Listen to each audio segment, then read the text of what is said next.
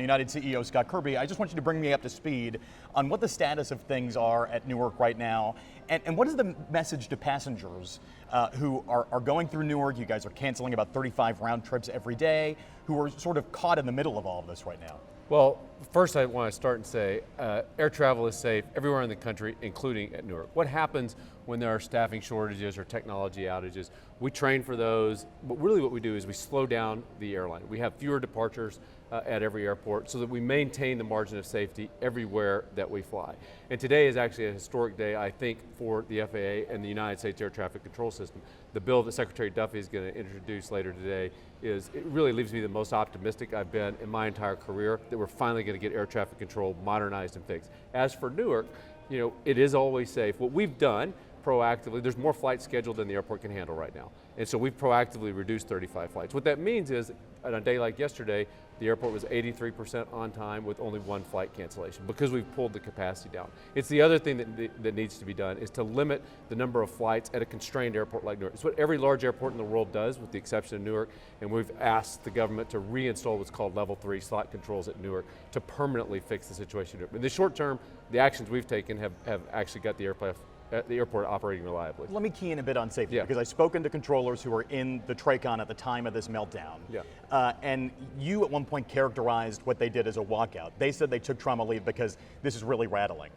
Would you change your rhetoric now, knowing what you know, and do you regret saying that? Well, so the air traffic controllers are some of the most important critical safety jobs. They do an amazing job. People around the country work really hard. They work long, and they're short-staffed. They work really long hours. When there's weather, they stay overtime and work, and I and everyone in the air traffic control system appreciates what they do. And they always keep safety number one is critical. They always keep safety number one. That does lead to delays sometimes, but safety is always paramount and number one. The biggest thing that we can do for the air traffic controllers is get them technology that works and get them fully staffed. And that's why today is such a historic day, I think, for the FAA, because for the first time in my career, we actually have a plan to get this fixed and get the foundation so that the United States has the best air traffic control system in the world, which is what we deserve. This is not the first time that you and I have talked about this, and you've been pretty sharply critical of the FAA, especially when it comes to Newark. Do you worry that this is sort of a microcosm for what could happen at other air traffic control facilities? Like, is Newark alone here? Well, there are air traffic control delays around the country, and I have been critical in the past. And what I've been wanting for really my entire career is exactly what's happening today. Fix the infrastructure, get the staffing up to full speed, get the technology, and get the facilities modernized. We're going to do those three things now. And I also think Secretary Duffy coming in is different, action-oriented, like the things that are happening here with Newark. I texted him over the weekend and talked to him over the weekend, and we're going to have meetings later today, also with other airlines, about how to manage Newark. The reality is Newark is a crown jewel for the country. It's the United Airlines international operation there is the largest long-haul international operation of any airline in the U.S. It's a great crown jewel for United, but we just need to keep the number of flights equal to the capacity of the airport. There's 77 operations per hour, theoretical. When it gets scheduled at 86 or more, it falls apart. And so what we need, and the government's the only one that has the authority to do it, we just need the government to do that. But I'm really encouraged that the Secretary understands this, and also the next FAA Administrator, Brian Bedford, is an action-oriented doer. He comes from business, he knows how to get this stuff done. I'm sensing a lot of closeness here between the airline and the Trump administration, but today, obviously, they're going to try and blame this on the previous administration.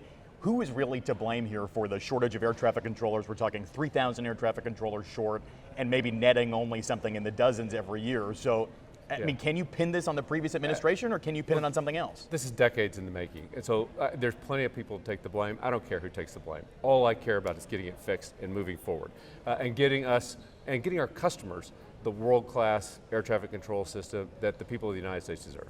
How long is this going to take to fix this? Because Transportation Secretary Sean Duffy sort of doubled down on this notion that this could be done in 3 or 4 years. I'm sort of the thinking that it could be decades to fix major things and at the pace of government. So what is your take here? Well, I'm a lot closer to where Secretary Duffy is than the normal pace of government. And the reason is because the people are different.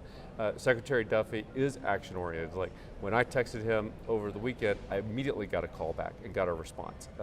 and he's working on the issue. The team is working on the issue. They're bringing in Brian Bedford to run the FAA. He comes from business. He ran an airline. He built all kinds of infrastructure to run the airline. He knows how to do it. And so having people that know how to get stuff done instead of just talk about policy, I think is going to be the key. And I'm not sure the timing, but I think it's going to be a lot faster than the normal pace of government just because of the people involved. How do you feel that the administration will really handle this? I mean, it seems like you are very hopeful that they will actually tackle the problem here, but so much of this is about money, and we've heard about a $15 billion price tag. It seems like it could be just a down payment. Do you really think that that is what it's going to cost? I do. So first I'd say there's bipartisan support on the Hill for the air traffic control reform, for the bill that's coming today. I've talked to the leaders in both the House and the Senate on both sides of the aisle. This is a bipartisan issue. Everyone wants this done. And so I think they're going to pass whatever the administration is asking for. Then the second thing is, once the bill is passed and authorized, is you need the ability for government to implement a really big project. And I think that is what is unique right now compared to the past, is we have a team of people, starting with Secretary Duffy, Administrator Bedford coming on board, that know how to get things done, that are doers. And that team of people is what gives me confidence, because they're people I know what their abilities are, and I think having the right kind of people it's not just about Congress authorizing. Congress has authorized money in the past, and it just never gets through to fruition. I think this time they have the right people to get it across the finish line. Let's talk a little bit more about safety, because prior to this interview, you and I were talking about how pilots deal with this, how the airline deals with this when the system goes down, and I don't think that you would recoil at the notion that 90 seconds of no radar or radar or radio communication, that's a pretty long time when it comes to ATC. So how do you deal with something like this when it does happen? We train extensively for this, from the first day that a pilot gets into training all the way through. And our pilots, by the way, every 9 months, no matter how experienced, 20,000 hour pilots, every 9 months go back to our flight training center in Denver, sit in simulators, and go through the most intense scenarios. They lose radios, they lose systems, they lose everything in a simulator where they can test for all this and train. And so in a situation like that, we train for this one all the time.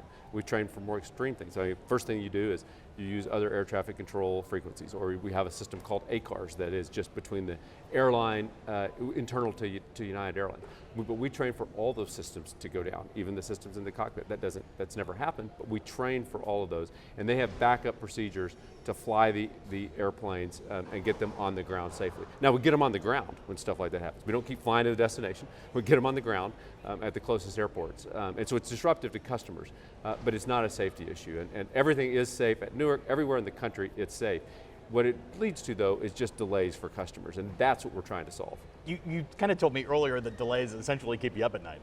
Yeah. And so in a way, this has to be hard. How tough has this been for you and for the employees of the airline to sort of be caught in the middle of all of this? Well, it's tough for our customers and it's tough for our employees, and I care immensely about that. But it's about them. It's definitely not about me. It is about them. And you know, I care immensely when I see this happening to customers, and especially when I know that it is preventable. And in Newark in particular is preventable. The only thing we need this infrastructure from the bill that's going to pass.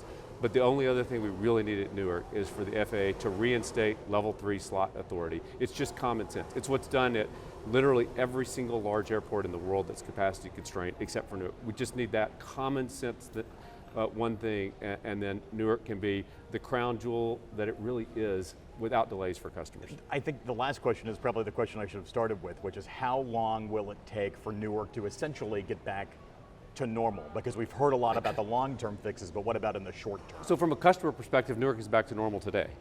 There's just fewer flights. But Newark ran at 83% on time yesterday, had one cancellation. This is just about the number of flights.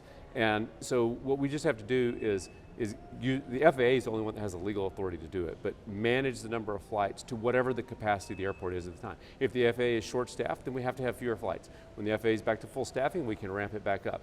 When the technology is better, we can ramp it back up. But this is the customers shouldn't bear the burden, and they're not. You know, this caught us a little. This was a surprise. You know, the technology outages, but we deal with it by reducing the number of flights so that the customers aren't impacted. And so we can run an 83% on time yesterday with only a single cancellation. Was it a surprise? I mean, I feel like we've heard about this happening before, and you have known that there have been problems Yeah. that, I mean, the connectivity issues in moving the facility from Long Island to Philadelphia aren't necessarily new. Well, surprise, yes and no. I mean, you know that there's a risk, but you never know when or if it's going to happen. So anytime a system goes down and a copper wire faults out, it's a surprise in the sense that you didn't know it was going to happen then. But it was inevitable at some point that this would happen if you didn't modernize the system. It seems like it's a single point of failure. Is that your understanding of this now, that this was a copper wire that connects the two facilities? Well, first, there are no single points of failure, because safety is number one. There are no single, that's an important point for aviation. There are no single points of failure.